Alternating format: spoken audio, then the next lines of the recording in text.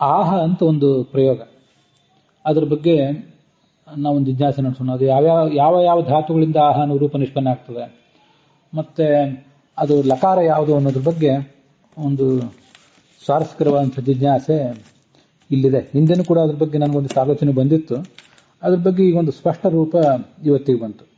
ನಾವು ಅದನ್ನು ಭ್ರೂನ್ ವ್ಯಕ್ತಾಯಾಮ ವಾಚಿ ಧಾತುವಿನ ಲಟ್ಲಕಾರ ಅಂತ ಹೇಳ್ತೇವೆ. ಇವತ್ತು ನಾವು ಮೊದಲಿಂದಲೂ ಕಲಿತಾ ಬಂದಿರೋದು ಹಾಗೇನೆ. ಲಟ್ಲಕಾರದಲ್ಲಿ ಬ್ರವೀತಿ ಬ್ರೂತಃ ಬ್ರುವಂತಿ ಅಂತ ಹೀಗಾಗ್ತದೆ ನಮ್ಗೆ ಗೊತ್ತಿರುವಂತೆ. ಭವತಿ ಭವತಃ ಭವಂತಿ ಅಂತ ಹಾಗೆ ಬ್ರವೀತಿ ಬ್ರೂತಃ ಬ್ರುವಂತಿ ಅಂತ ಆಗ್ತದೆ. ಅದ್ರ ಜೊತೆಗೇನೆ ಆಹ ಆಹತುಹು ಆಹು ಅಂತಲೂ ಕೂಡ ರೂಪ ತಯಾರಾಗ್ತದೆ. ಆಹ ಆಹತುಹು ಆಹುಹು ಅನ್ನೋದು ನೋಡ್ಲಿಕ್ಕೆ ಲಿಟ್ಲಕಾರ ಕಂಡಂತೆ ಕಾಣಿಸ್ತದೆ, ಆದ್ರೆ ಅದು ವಾಸ್ತವಿಕವಾಗಿ ಲಟ್ಲಕಾರ ಅಂತ ಹೀಗೆ ನಾವು ಇಲ್ಲಿವರೆಗೆ ಅಭ್ಯಾಸ ಮಾಡಿದ್ದೇವೆ. ಮತ್ತೆ ಅದು ಅದರಲ್ಲಿ ದೋಷನೂ ಕೂಡ ಏನಿಲ್ಲ, ಅದೆಲ್ಲ ಸರಿಯಾಗೇ ಇದೆ, ವಿಷಯ ಸರಿ ಇದೆ. ಆದರೆ ನನಗೊಂದು ಗುಮಾನಿ ಮೊದಲಿಂದು ಏನಿತ್ತಂದ್ರೆ, ಆಹ ಅನ್ನೋದು ಕೇವಲ ಲಟ್ಲಕಾರ ಅಂತ ಯಾಕೆ ಹೇಳ್ತೀರಿ, ಅದನ್ನ ಲಟ್ಲಕಾರಕ್ಕೆ ಸೀಮಿತವಾಗಿ ಯಾಕೆ ಮಾಡ್ತೀರಿ? ಅದು ಲಿಟ್ಲಕಾರನೂ ಆಗಬಹುದಲ್ಲ. ಲಿಟ್ಲಕಾರ ಅಂತ ಹೇಳಿದ್ರೆ ಅದು ಹೆಚ್ಚು ಚೆನ್ನಾಗಿರ್ತದೆ ಅಂತ ನನಗೆ ಕಾಣಿಸ್ತು. ಯಾಕೆ ಹಾಗೆ ಚೆನ್ನಾಗಿರ್ತದೆ ಅಂತ ಕಾಣಿಸ್ತು ಅಂದ್ರೆ, ಈ ಭಗವದ್ಗೀತಾದಲ್ಲಿ 4ನೇ ಅಧ್ಯಾಯದಲ್ಲಿ ಮೊದಲನೇ ಶ್ಲೋಕ ಬಂದಿದೆ. ಅಹಂ ವಿವಸ್ವತೆ ಯೋಗಂ ಪ್ರೋಕ್ತವಾನ್ ಇದಮವ್ಯಯಂ ವಿವಸ್ವಾನ್ ಮನವೇ ಪ್ರಾಹ ಮನುರಿಕ್ಷಾಕವೇ ಬ್ರವೀತ್ ಅಂತ. ಈ ಪ್ರಯೋಗವನ್ನು ನಾವು ಸ್ವಲ್ಪ ಗಮನಿಸಬೇಕು. ಕೃಷ್ಣ ಹೇಳ್ತಾನೆ, ಅಹಂ ವಿವಸ್ವತೆ ಯೋಗಂ ಪ್ರೋಕ್ತವಾನ್, ನಾನು ಸೂರ್ಯನಿಗೆ ಈ ಯೋಗವನ್ನು ಮೊದಲು ಉಪದೇಶ ಮಾಡಿದೆ. ಪ್ರೋಕ್ತವಾನ್ ಅಂತ ತವತು ಪ್ರತ್ಯಯ ಇದೆ, ಅದು ಭೂತಕಾಲಕ್ಕೆ ಸಂಬಂಧಪಟ್ಟದ್ದು, ನಮಗೆಲ್ಲ ಗೊತ್ತಿದ್ದೇ ಇದೆ. ವಿವಸ್ವಾನ್ ಮನವೇ ಪ್ರಾಹ, ಆ ವಿವಸ್ವಂತ ಸೂರ್ಯ ತನ್ನ ಮಗ ಮನುವಿಗೆ ಅದನ್ನು ಬೋಧಿಸಿದ ಅಥವಾ ಬೋಧಿಸ್ತಾನೆ. ಆಹ ಅಂತ ಪ್ರಯೋಗ ಇದೆ. ಆಮೇಲೆ ಮನುಹು ಇಕ್ಷ್ವಾಕವೇ ಅಬ್ರವೀತ್, ಮನು ಅದನ್ನು ತನ್ನ ಮಗ ಇಕ್ಷ್ವಾಕುವಿಗೆ ಅಬ್ರವೀತ್, ಅದು ಮತ್ತೆ ಲಂಗ್ಲಕಾರ ಭೂತಕಾಲ. ಹೀಗೆ ಪ್ರೋಕ್ತವಾನ್ ಅಂತನ್ನೋದು ಭೂತಕಾಲ ತವತು ಪ್ರತ್ಯಯ, ಅಬ್ರವೀತ್ ಅಂತನ್ನುವುದು ಲಂಗ್ಲಕಾರ ಭೂತಕಾಲ, ನಡುವೆ ಆಹ ಅಂತಿದೆ. ಇದು ಒಂದನ್ನು ಮಾತ್ರ ನಾವು ವರ್ತಮಾನ ಕಾಲ ಅಂತ ಅನ್ಲಿಕ್ಕೆ ಸಾಧ್ಯನ. ಲಟ್ಲಕಾರ ಅಂತ ವರ್ತಮಾನ ಕಾಲ ನಮ್ಗೆಲ್ಲರಿಗೂ ಗೊತ್ತಿರುವಂಥದ್ದು. ಆದ್ರಿಂದ ಅದು ಕೂಡ ಆಹ ಅಂತನ್ನೋದು ಕೂಡ ಭೂತಕಾಲ ಅನ್ನೋದಕ್ಕೆ ಸಂಬಂಧಪಟ್ಟು ಚೆನ್ನಾಗಿರ್ತದೆ. ಹಾಗೆ ಯಾಕೆ ಹೇಳ್ತಿದ್ದೀನಿ ಅಂದ್ರೆ, ನಾವು ಅನುವಾದ ಏನ್ ಮಾಡ್ಲಿಕ್ಕೆ ಸಾಧ್ಯ? ನಾನಿದನ್ನ ವಿವಸ್ವಂತನಿಗೆ ಹೇಳಿದೆ, ವಿವಸ್ವಂತ ತನ್ನ ಮಗನಾದ ಮನುವಿಗೆ ಹೇಳಿದ. ವಿವಸ್ವಾನ್ ಅಂದ್ರೆ ಸೂರ್ಯ, ಅವನು ತನ್ನ ಮಗನಿಗೆ ಹೇಳಿದ, ಅವನು ಮನು ಇಕ್ಷ್ವಾಕುವಿಗೆ ಇದನ್ನು ಹೇಳಿದ ಅಂತ ಭೂತಕಾಲದಲ್ಲೇ ಅನುವಾದ ಮಾಡಬೇಕಲ್ಲ. ನೋಡಿ, ನಮ್ಮ ಗುರುಗಳು ಪುರಾಣಿಕಾಚಾರ್ಯರು, ಕೆ.ಟಿ. ಪಂಡರಂಗಾಚಾರ್ಯರು, ಹರಿದಾಸ ಭಟ್ರು ಎಲ್ಲರೂ ಸೇರಿ ಅನುವಾದ ಮಾಡಿದ್ದು ಗೀತಾ ಪ್ರಸ್ಥಾನ ಇದೆಯಲ್ಲ.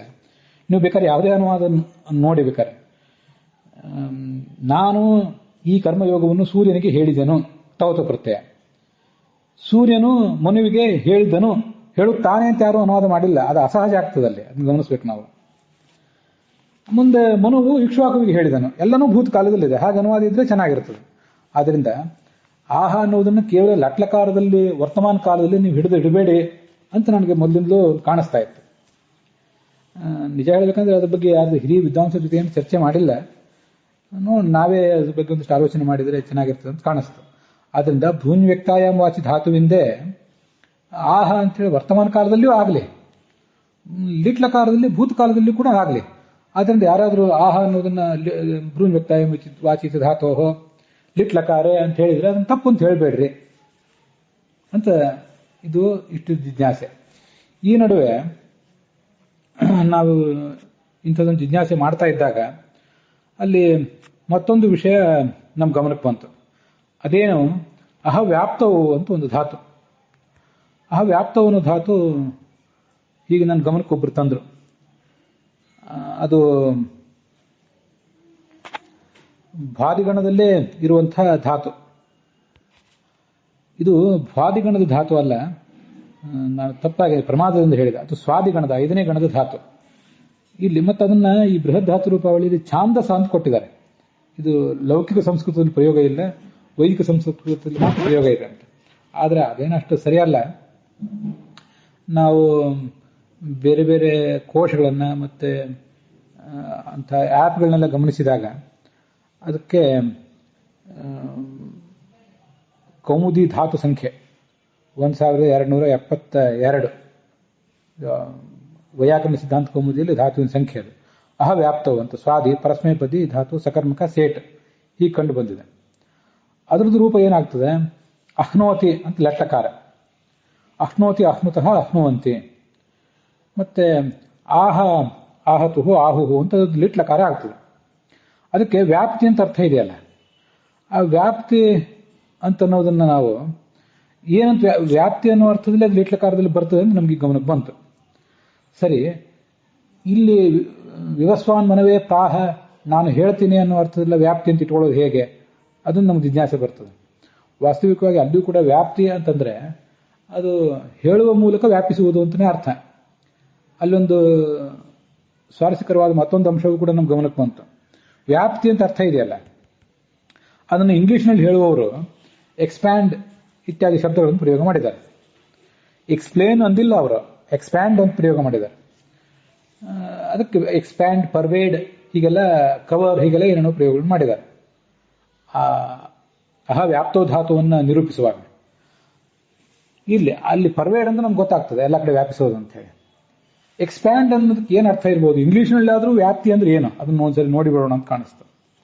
ಇಂಗ್ಲಿಷ್ನಲ್ಲಿ ಅದನ್ನು ನೋಡಿದಾಗ ಮತ್ತೂ ಒಂದು ಅಂಶ ನಮಗೆ ಗಮನಕ್ಕೆ ಬಂತು.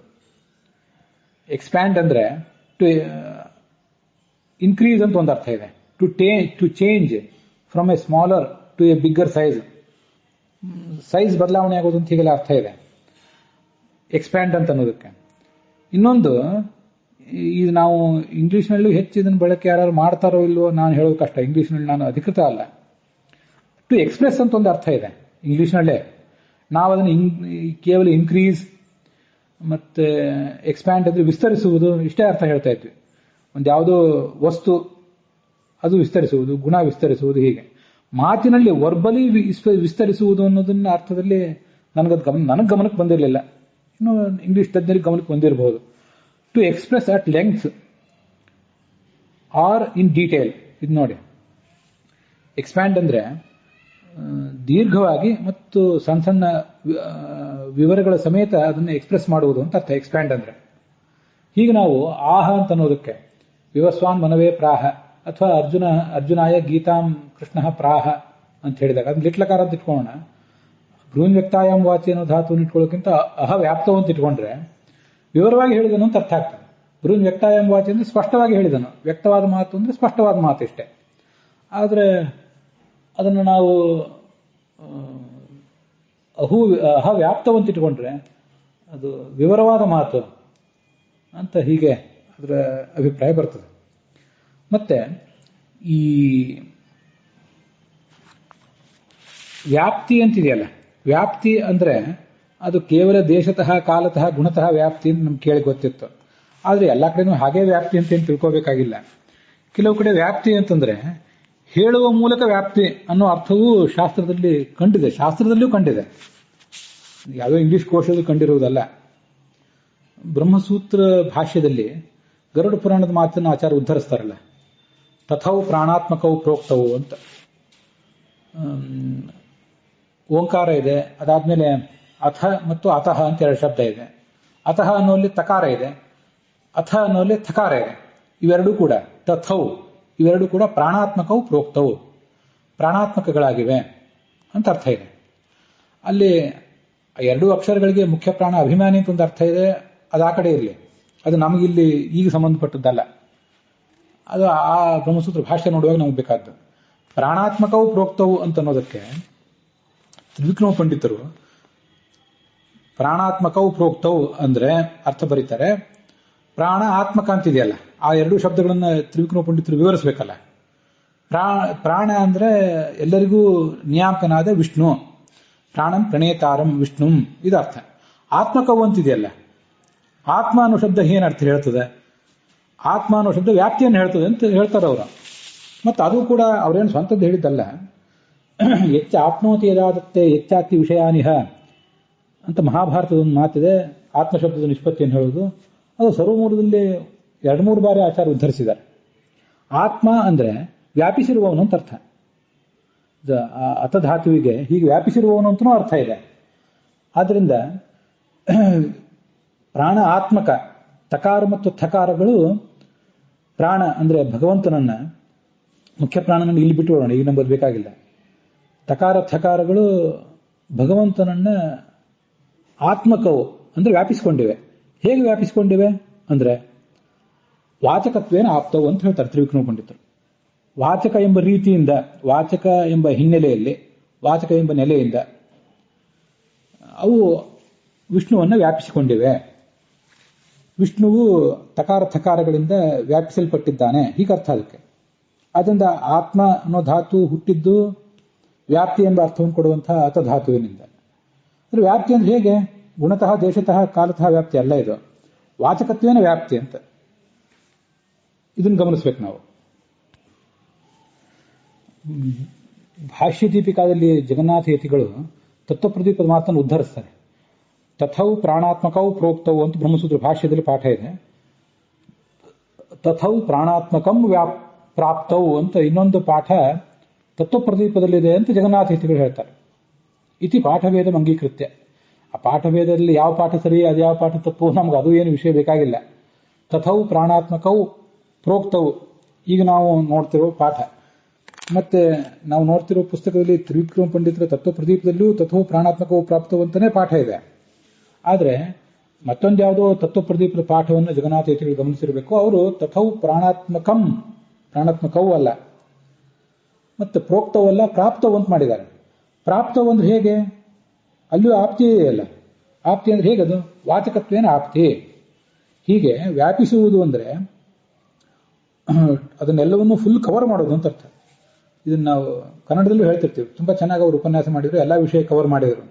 ಇನ್ನು ಕೆಲವು ಕಡೆ ನೀವು ಈ ವಿಷಯ ಕವರ್ ಮಾಡಲಿಲ್ಲ, ಇದನ್ನ ಬಿಟ್ರಿ ಅಂತ ಹೇಳ್ತಿರ್ತಾರೆ. ಮತ್ತೆ ಹಾಗಾದ್ರೆ ಕವರ್ ಮಾಡುವುದು ಅಂದ್ರೆ ಎಲ್ಲವನ್ನೂ ಹೇಳುವುದು ಅಂತಾನೆ ಅರ್ಥ ಅಲ್ಲ. ಕವರೇಜ್, ಪರ್ವೇಷನ್, ಎಕ್ಸ್ಪ್ಯಾನ್ಷನ್ ಇವೆಲ್ಲ ಇಂಗ್ಲಿಷ್ನಲ್ಲೂ ಅದೇ ಅರ್ಥವನ್ನೇ ಹೇಳ್ತವೆ.